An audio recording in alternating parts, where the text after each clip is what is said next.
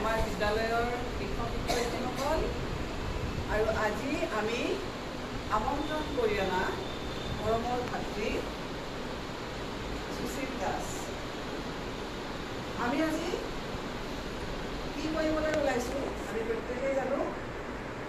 আমি আজি এনেকুৱা এটা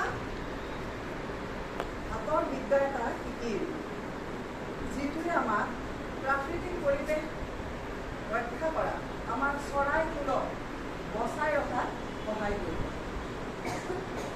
আৰু আমি এতিয়া আৰম্ভ কৰিম এই কামটো। আৰু তাৰ আগতে আমাৰ ধৰ্মৰ ভাতৃ সুশীল দাসক আমাৰ বিদ্যালয়ৰ তৰফৰ পৰা এটি সম্বৰ্ধনা জনাইছোঁ, অলপ মৰম যাচিছোঁ এখন ফুলাম গামোচাৰে।